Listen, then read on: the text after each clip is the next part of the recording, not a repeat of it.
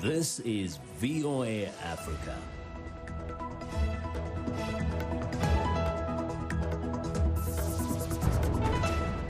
Hello, I'm Esther Githui-Ewart. It's Tuesday, June 2nd. This is Africa 54. Due to the global outbreak of COVID-19, Voice of America is taking every necessary precaution to safeguard its employees. Our broadcast will look a little different today and in the near future, as we, out of an abundance of caution, reduce our staffing at VOA headquarters here in Washington. We're working to help keep you informed about what's going on and appreciate your staying with us on Africa 54. As violent protests rock America, U.S. President Donald Trump addressed the nation Monday evening, declaring himself the president of law and order, and threatened to deploy the United States military to cities and states that refuse to take the actions that are necessary to defend the life and property of their residents. VOA White House correspondent Patsy Widakuswara has the story.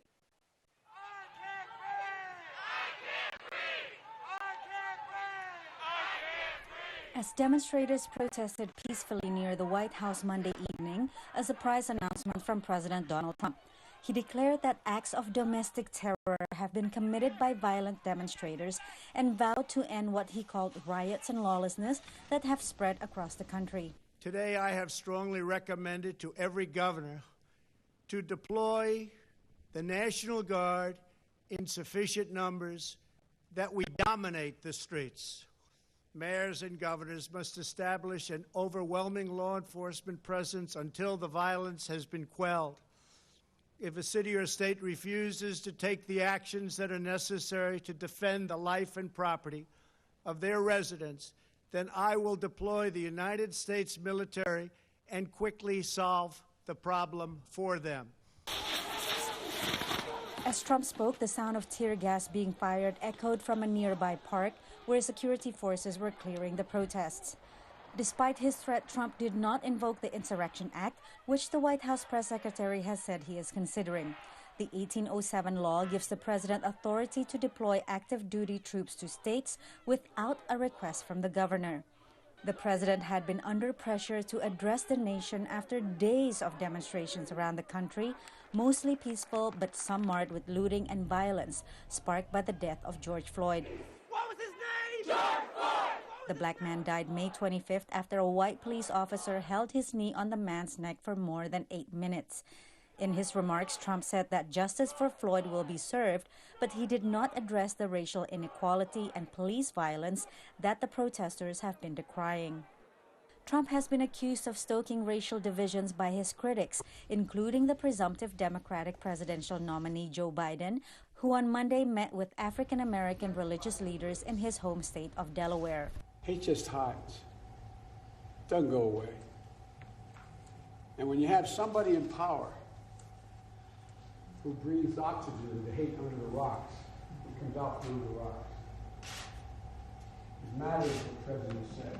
After his remarks, Trump walked to St. John's Episcopal Church about a block north of the White House, where just minutes earlier protesters had been cleared away with tear gas. The historic church suffered minor damage the previous evening when a small fire was set in its basement. We have a great country. Trump did not go into the church but stood outside holding up a Bible. Presidential rhetoric scholar Jennifer Mercicha said Trump appeared to be trying to convey a message of strength to his supporters. It's no accident that the television cameras caught him walking past the graffiti. I think that it was really important for him to have that shot of him holding up the Bible. And I think that that was really a part of what he wanted to convey as the image of this moment, which is a president of the United States who's standing in front of a boarded up church, sort of defiant against protesters. Thank you very much, everybody. After Trump's visit, the Episcopal Bishop of Washington, the Right Reverend Marian Budde, said she is outraged by the president's visit and the manner in which the area was secured for his appearance. Budde accused the president of inciting violence and using one of the most sacred symbols of the Judeo-Christian tradition. Patsy Widakuswara, VOA News, Washington. Protests have erupted in cities around the world in solidarity with the Black Lives Matter demonstrations in the United States. The protests follow the death in police custody of George Floyd, a 46-year-old black man in Minneapolis last week. As Henry Ridgwell reports from London, many protesters outside America say they see racial injustice in their own countries. In central London, solidarity protests turned violent Sunday as police tried to clear a road junction outside Parliament. Police made 23 arrests. We came out here peacefully to protest injustice in the UK. It's now a global issue, the murder of George Floyd, everything that's going on in the world. In London's Trafalgar Square, protesters chanted, "George Floyd, say his name." His death in Minneapolis police custody last week triggered the demonstrations in London and elsewhere in Europe. The demonstrators chanted, "I can't breathe," as they marched on the US Embassy. Smaller protests broke out in the South London suburbs, home to many ethnic minority communities. Can you imagine, we are in a whole world pandemic and people are still brutalizing innocent people. When they stop, when police stop brutalizing innocent black people, then we'll stop. The US protests resonate with minority communities in Britain, says lawyer and activist Shola Mos-Shogbamimu. Police brutality exists in the United Kingdom. Racial profiling exists in the United Kingdom, and it's existed for the longest time. And what you're seeing right now is we're getting more mobile phone evidence, and social media platforms have become the wireless platform to communicate this information worldwide in real time, instantly. Britain's Foreign Secretary offered his response to the US protests Sunday. And we want to see a de-escalation of all of those tensions in America come together. Some, including many British lawmakers, argue the demonstrators were putting lives at risk by failing to adhere to social distancing amid the coronavirus pandemic. Racism did not stop when coronavirus hit the planet. Hundreds of protesters also gathered in Berlin over the weekend. Remnants of the Berlin Wall were daubed with graffiti mourning the death of George Floyd and demanding justice. Several thousand people marched in New Zealand's largest city, Auckland, Monday to show solidarity with the US demonstrators. Amid a global health emergency, with millions under lockdown and a deep economic downturn, these are febrile times. The protests over police brutality in the US have ignited similar angry demonstrations among communities across the world. Henry Ridgwell for VOA News, London.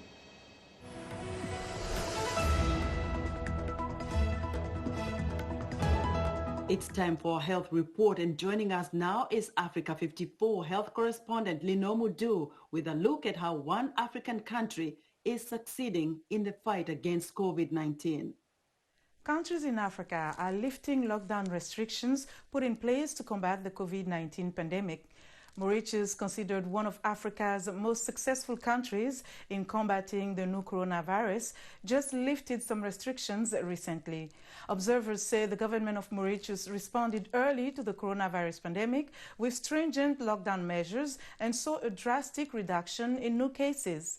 I spoke to Ameenah Gurib-Fakim, former president of Mauritius, about the country's approach to fighting the virus and lessons learned.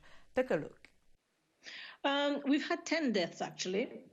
We've had 332 cases, most of them recovered. So for the past 28 days, that is the cycle of 2 times 14, we haven't recorded any new cases. And I think, we just adhered to what has been prescribed internationally when the first cases were detected early March. And there has been lockdown of the airspace, and the people coming in, they were quarantined. And because we have a free health care, so access to medicine was not an issue. And so we have adhered to the best practices all along. And people also have been quite disciplined. I must say that, initially I must confess it was not easy because all of a sudden your life has been completely transformed. And but, at the end, just people got to realize that we are talking about a new beast for which there was no prescribed drug as such, and people had to cooperate. So lockdown has been lifted. Now people will go back about their business as usual. But you said something important. You said people were disciplined. So when we look to governments, when we look to leaders to take care of these issues, there is a role that communities, people, individuals must play to make sure that these measures can be implemented properly. Can you comment on that? Yes, it works both ways. In as much as government have also, they have a responsibility of providing very clear guidelines and practical guidelines as well, because sometimes guidelines are, given, they are literally, very good academically, but when put into practice, it can be chaotic. And when these guidelines have been given in very clear and certain terms and people have listened to it, and when people have not listened to it, I think the police has been there to actually ensure law and order and make sure that the guidelines were respected. So it was a kind of triangular kind of approach, and it was very much the carrot and the stick approach, which meant that, over the weekend, we've had lockdown lifted maybe earlier than we thought. So as of today, we can say that, we've got our freedom back. So what would you say are the lessons learned from Mauritius for Africa and the world, really? Well, first of all, I must say that, across Africa, the projections that had been made initially, they haven't materialized, which is a very, very good sign. Is it because Africans are getting more resistant? Because, Africa, we've had our dose of infectious diseases and pandemics, and we've had Ebola, we've had Zika, we had all sorts of these crises. Is it that? Or is it genetically there are issues there that need to be looked into? Is it the discipline that have been maintained by the government in place? Is it the discipline that have been adhered to by the public? I mean, I think it's a combination of all these together, and hopefully let us take lessons out of this that we show more preparedness, because initially, I must say my concerns when we were listening to what the WHO was saying in terms of social distancing, in terms of washing your hands, and I was very, very worried because in some parts of Africa, this is impossible. I mean, how can you do social distancing when so many people are living in one room, when water is a luxury, and where even soap and, running water cannot be found? But, just again, keep fingers crossed that this will be okay for the rest of the continent, and very soon the COVID will be a very bad memory.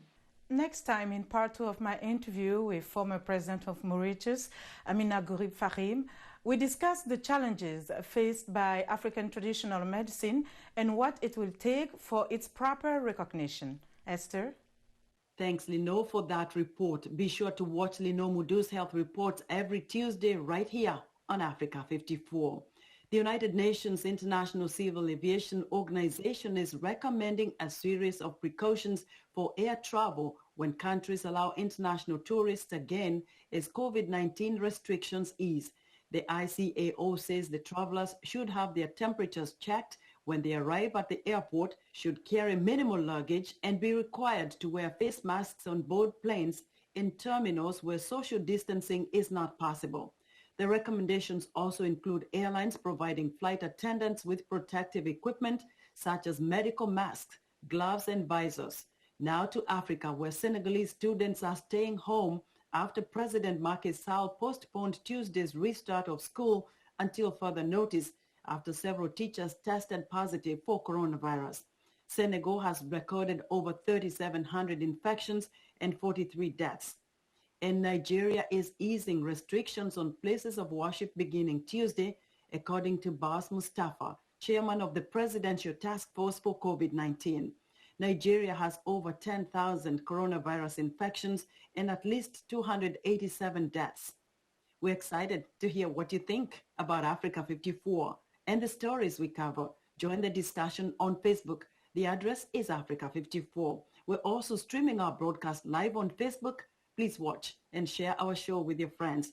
Also check out our headlines 24/7 on voaafrica.com. Still to come, despite the risks posed by COVID-19, Zambian journalists continue heeding the call of duty. We'll be right back after this break.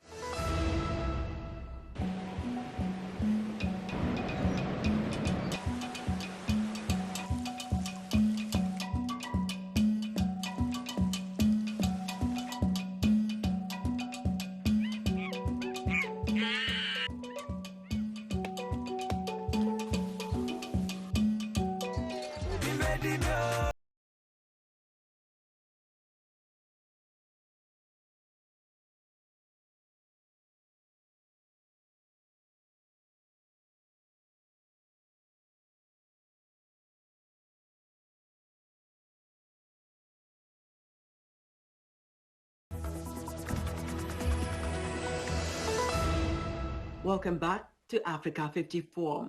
The World Health Organization is warning that malaria deaths in sub-Saharan Africa could double this year to nearly 770,000 due to disruptions caused by the coronavirus pandemic. Nigeria has the highest cases of malaria in the world, but with a global focus on controlling the spread of COVID-19, many malaria patients are not getting to go to hospitals, and intervention could fall through the cracks. Nigerian technology startup Wella Health is trying to bridge the gap with rapid malaria testing.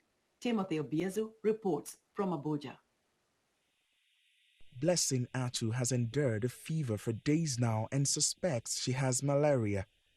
Normally, she'd go to the hospital and get tested, but because of the coronavirus pandemic, she's trying an alternative, a rapid malaria test at this nearby community pharmacy.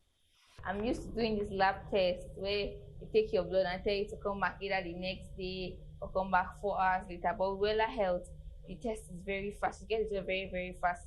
This pharmacy is one of thousands across Nigeria signed up on the Wella Health mobile platform.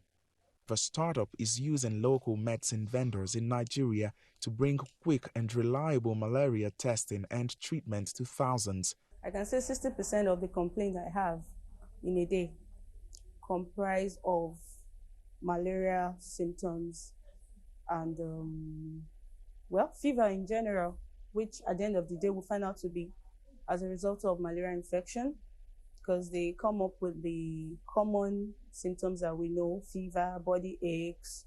Some of them might have catarrh, cough, and headache in addition. So what we do definitely is to recommend the test for them. Nigeria has the world's highest caseloads of malaria, about 25%. The ailment also accounts for the most inpatient visits at hospitals. But since the coronavirus pandemic, health authorities say they've seen a significant drop in the number of non-COVID-19 consultations at clinics. Our rapid malaria testing program is really making a difference because it's taking away all that attention from the hospitals, which you need to treat the sicker people and manage the coronavirus patients. Last month, the World Health Organization warned the disruptions caused by the coronavirus pandemic could slow malaria interventions in sub-Saharan Africa and double deaths in the region to 769,000 by the end of this year. Before the pandemic, we saw the decrease over 10 years of the prevalence of malaria from 42% to 23% in Nigeria. That's a great achievement. And these gains must be consolidated. We must not lose the gains because of COVID-19. At a time when movement restrictions and social distancing are priority, the Wella Health innovation is making sure that many, like Blessing, get quick access to malaria care and with a reduced risk of exposure to COVID-19. Timothy Obiezu for VOA News, Abuja. June 2nd was supposed to be the finish line for what seemed like an endless 2020 U.S. presidential primary campaign, but the coronavirus pandemic changed all of that. VOA Steve Reddish tells us more. The Democrats were on their way to picking a presidential nominee, Then the coronavirus hit. You're on the ventilator right now. Once Joe Biden won the March 10th primaries, states started postponing their primary elections to prevent crowds at voting places and used the time to expand the vote-by-mail option. It is an unreasonable burden on our fundamental right to vote to require that we vote in person when we know that congregating with others in person creates a significant risk of infection and then transmission of the disease to other people. No longer are Montana, New Mexico, South Dakota, and the District of Columbia alone in voting Tuesday, June 2nd. Idaho, Indiana, Maryland, Pennsylvania, and Rhode Island moved their primaries to the same date. 8 other states are holding primaries all the way through August, with the final contest taking place less than a week before the Democratic National Convention. Democrats are considering virtual elements to minimize the number of people going to their convention in Milwaukee, Wisconsin. Not so for Republicans, at least not publicly. President Donald Trump is pressuring the governor of the state of North Carolina to commit to staging a live convention in the city of Charlotte, or Republicans will go elsewhere, the president being fond of taking the stage at large rallies. Older people, I think, are going to be nervous about going to big gatherings for quite some time now. So, you could imagine a 65-year-old state party chair or 65-year-old big funder from the Republican Party, the Democratic Party, saying, I think I'm going to skip this. I just don't feel comfortable going. There is similar concern that voter turnout for the November presidential election will take a hit if steps are not taken soon to allow more voting by mail, which President Trump says he opposes.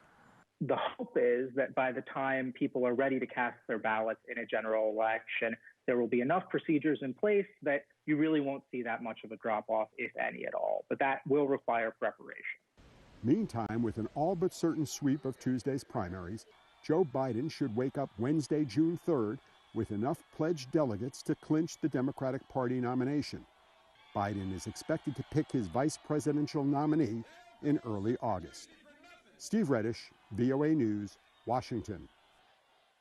The COVID-19 pandemic is strongly impacting the media industry and affecting how journalists work. In Zambia, many journalists are continuing to risk their lives to produce news, combating misinformation, providing public health updates, and helping people cope with the impact of coronavirus. Africa 54's Paul Ndiho spoke with Arthur Davis Sikopo, an SABC correspondent in Lusaka, Zambia, about the issue.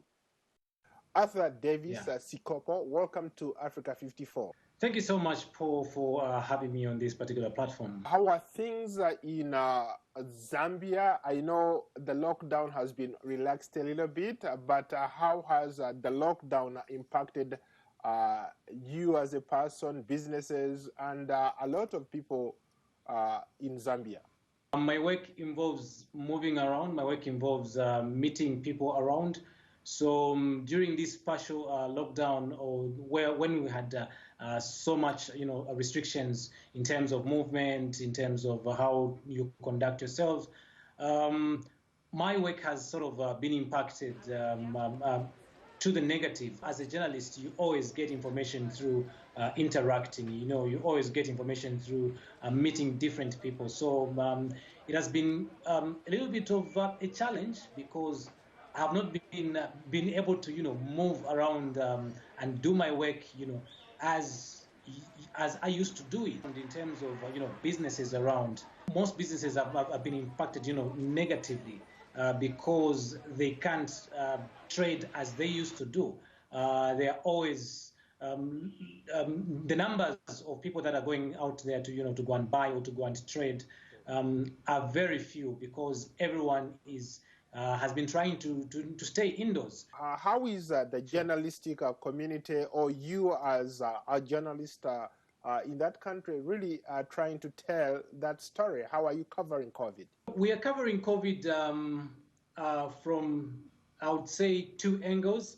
So the one aspect is, where you get these statistics from the health experts, from the Minister of Health and others in charge of giving out information, then we disseminate that. Then the other angle is, where I'm talking about, the need for us journalists, to up our game in terms of putting that human face on to COVID. Let's just not do stories. 500 people have been have tested positive to COVID-19, but we are also doing stories to say, okay, among those 500, there are 5 doctors, but what does this mean in terms of the health sector? We have 5 doctors that have been, removed from their workstations into isolation facilities. How is this affecting, the health sector? And I've seen quite a number of journalists, doing such stories, which is very commendable. I've seen journalists, focusing on issues to do with, sexual reproductive health and rights, SRHR, which is, has been, left out or forgotten. So I've seen journalists doing such stories, which is very commendable, which even asks the government or reminds government to say, even if we're fighting COVID-19 this side, let us not forget other key issues that we need to fight, such as, HIV and AIDS, such as the provision of sanitary towels, to girls in schools. So I've seen a number of journalists, doing those particular stories, which are quite encouraging and quite positive. And I must say that I think that the Zambian journalists are doing everything they can, to report about COVID-19. But of course, we could do more. You talked about social distancing. You come from a country, I've been there about 3 times, and I've crisscrossed the country. People like to party. Zambians like to hang out. They like to be with friends. They like to drink that beer. When you talk about social distancing, how is that applicable in a country where you are? Well, of course, Zambians like their drink. It is applicable in most places. Social distancing is being observed, but not everywhere. But there are certain places where you just can't get social distance. A popular trading area around Lusaka, which is called Soweto Market. I've been when there. You go that side, yes. You've been there. Yes. When you go that side, you think you are in another world. That you think that COVID-19 doesn't exist. But when you move from that particular side to other places or other shopping malls, you'd of course see that social distancing. Well, Arthur Davis, thank you so much for your insight. Thank you so much for. That was Africa 54's Paul Ndiho speaking to Arthur Davis Sikopo, an SABC correspondent in Lusaka, Zambia. And that's our show for today. Be sure to watch Africa 54 on our website at voaafrica.com. From all of us here in Washington, thank you for watching.